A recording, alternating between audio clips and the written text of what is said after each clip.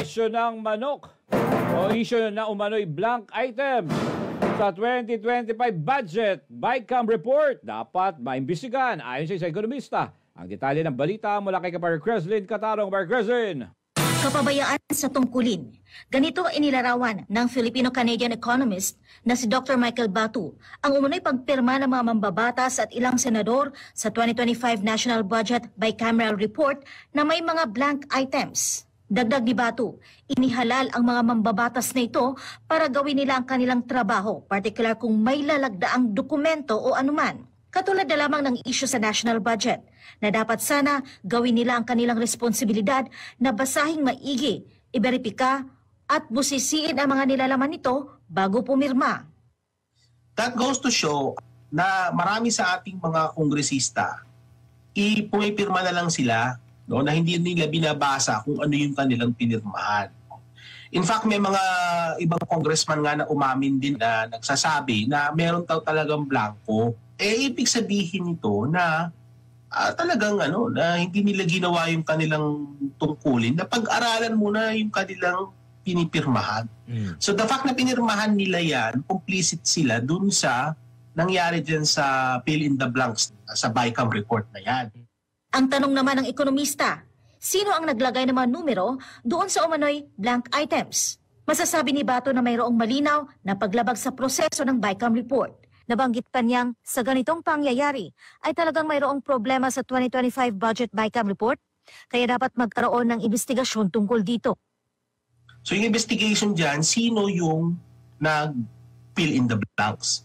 Kasi ibang kaso pa yung may fill in the blanks, ibang kaso pa yung sino yung naglagay. Kasi kung mapatunayan na kung sino-sino lang, hindi member ng kongreso or baga talagang merong lapse, then the law should be rendered as illegal. Ang isyong ito ay nagpapakita raw anya ng inefficiency ng gobyerno. Kung isasantabi man lang pala ang mga pinaghirapan ng mga kawani ng pamalaan para depensahan ang kanilang budget. So, ibig sabihin ng inefficiency is, kumbaga, yung ginagawa ng ating gobyerno, para nagsasayang lang tayo ng pera. Hindi ba? O bakit ka pa kukonsulta? Bakit mo pa ikukonsulta yung mga iba't ibang ahensya? Sa bandang dulo naman pala, ikaw rin naman pala ang masusunod. Sumasalamin din umano ito sa kung anong klaseng gobyerno mayroon ang Pilipinas. Inilahad ni Dr. Batu na ang kalidad ng pamamahala ay may implikasyon pagdating sa pagiging kaakit-akit ng isang bansa sa mga mata ng mga dayuhang mamumuhunan. Ibig sabihin na kaapekto ito sa pananaw ng mga banyaga sa ating bansa. Titingnan kasi anya ng mga foreign investor ang kalidad ng pamamahala sa isang bansa. Kapag pangit ang kalidad ng governance, ang tingin ng mga mamumuhunan ay risky ang mag-invest sa bansang ito. Kung hindi maganda ang persepsyon ng international community pagdating sa quality of governance ng isang bansa, ani Dr. Batu, makaapekto ito sa credit risk ratings, gayon din sa foreign investment nito. Para sa Diyos at sa Pilipinas kong mahal, Creslin Catarong, SMNI News. Samantala, General na sangkot sa nangyaring 6.7 billion sa buhol sa Maynila noong 2022 nakatakas ayon sa PNP. Ang detalye ng balita mula naman kay Kabar Paul Montebol. Kabar Paul.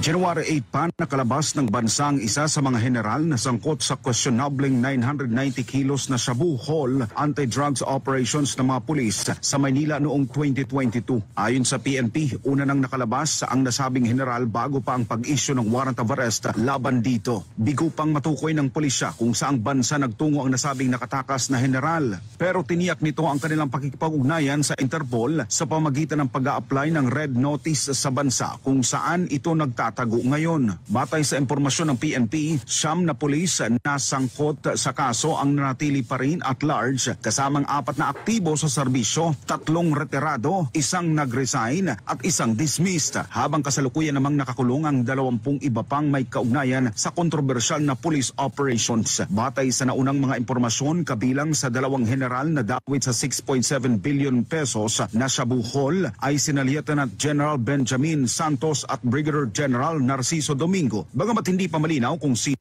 sa dalawa ang nasa labas na ng bansa ngayon. Ang 28 iba pang pulis ay nahaharap sa paglabag sa Section 2 o Delaying and Bungling in the Prosecution of Drug Cases sa ilalim ng Republic Act 9165 o Comprehensive Dangerous Drugs Act of 2002. Sa kabila ng pangyayari, nangako umano ang PNP sa pangunguna ng CIDG na mahuhuli ang natitira pang pulis habang bukas ang kanilang kampo sa mga nagbabalak na sumuko sa kanilang poder.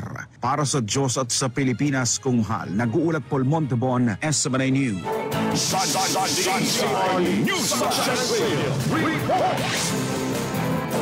May iba pang mga balita. AFP nanindigan na seryosong banta sa seguridad ng nahuling Chinese spy. Aba, talaga? Alamin natin yan kay Kabar Almar Porzuelo. Kabar Almar.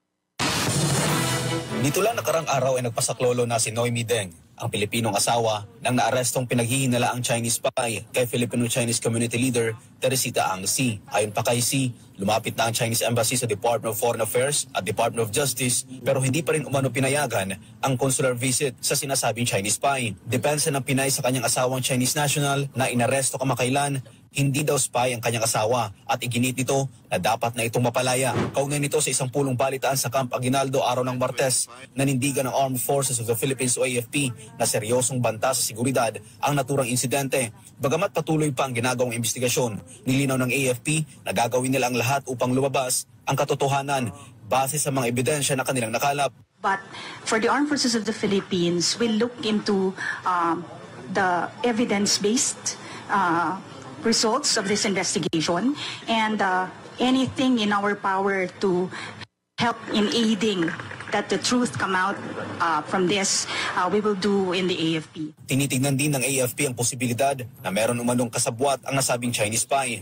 Just for the information, during the AFP NBI DOJ press con, it was made mention that is part of the said apprehended Chinese national was reporting to another Chinese national and it has a particular network. Samantala sa eksklusibong panayam ng SMNI News sa geopolitical analyst na si Professor Herman Chu Laurel, sinabi nito na bakit pa magpapadala ng tao ang China para lamang ispiya, gayong napaka-advance na mga kagamitan ng China. Yung sinasabing intelligence na ginagawa daw nitong suspect ay magagawa po ng mga satellites po. Libo-libo na po ang satellite kung China ang gagawa ng surveillance at itong mga intelligence work. Satellites lang po. No? They don't need. In fact, may mga drones din daw sinasabi sa karagatan. Fully automated na po lahat yan. Hindi na kailangan yung tao diyan sa kalsada. Kaya para sa kanya, propaganda lang umano ito ng BBM admin upang matabunan ng issue ng korupsyon at ang kontrobersyal na 2025 national budget na maraming blankong items. Malinaw po ito ay isang gawa-gawa lang po ng mga otoridad para malihis sa anong issue?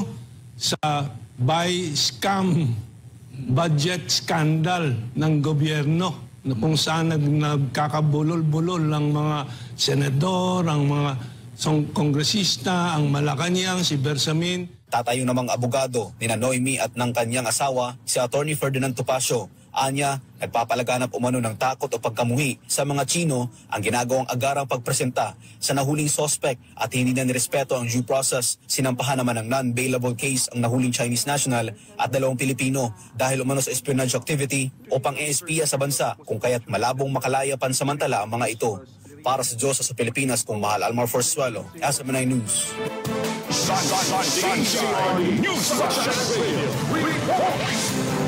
Samantala, patong-patong na mga kasong kriminal laban kay BP Sara Duterte, ibinasura. Mabuti yan.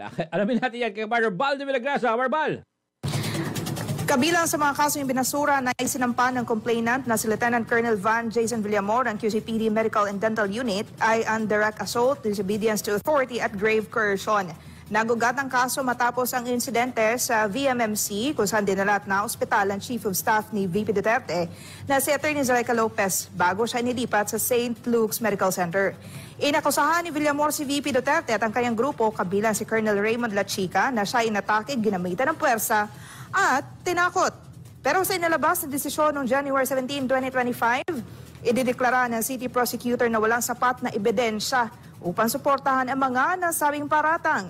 Maging ang mga tinurong testigo ng complainant ay hindi sumang-ayon sa kanyang pahayag at ang ipinasang video evidence ay hindi rin nagpatunay sa mga akusasyon.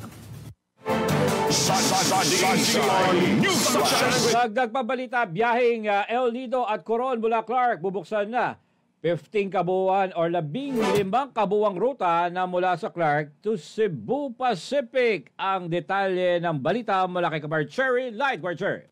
Ang bagong ruta ay magsisimula sa Marso at 30, 2025 na may mga pang-araw-araw na biyahe papunta at pabalik sa parehong destinasyon. Inaasang magbibigay ito ng mas maraming oportunidad sa mga biyahero mula sa Metro Manila at mga karatig na lugar sa North at Central Luzon. Sinabi ni CEB President at Chief Commercial Officer Sander Lau na ang pagpapalawak na ito sa Clark ay kasunod ng naunang anunsyo ng Cebu Pacific na unti-unti nilang ililipat ang ilang flights ng Cebgo mula sa Ninoy Aquino International Airport patungo sa Clark, alinsunod sa desisyon ng Manila Slot Coordination Committee ng Department of Transportation. Kasama na rin sa ililipat ng mga biyahe ang mga flights patungong Masbate at Siargao sa pagdaragdag ng El Nido, Coron, Masbate at Siargao sa kanilang network. Ang Cebu Pacific ay magpapatakbo ng kabuang 15 domestic at international destinations mula sa Clark. Kabilang na rito ang biyahe mula Bohol, Katiklan, Cebu, Davao, General Santos, Iloilo, Puerto Princesa, Bangkok, Hong Kong, Narita at Singapore. Tinatayang nasa 19,000 pasahero ang maaaring maapektuhan sa gagawing paglilipat ng ilang ruta ng Cebu Pacific mula Manila patungong Clark International Airport. We are delighted to announce that Cebu Pacific will now operate a total of 15 domestic and international destinations from Clark, further solidifying its position as the largest carrier operating from this station. The total number of passengers impacted are probably going to be a little bit around 19,000 in total. Una na rin inanunsyo ng New NAIA Infrastructure Corporation o NNIC ang paglilipad ng bagong terminal assignment sa Ninoy Aquino International Airport. Kabilang na ang domestic flights ng Cebu Pacific mula Terminal 3 papuntang Terminal 2 ngayong unang quarter ng taon. Gayunpaman, upang hindi magkaroon ng kalituhan sa mga pasahero, hinihikayat ng airline na makipag-ugnayan sa kanila ang kanilang mga pasahero. Just go to the website. If you can check your flight status, right, and it will also indicate the terminal.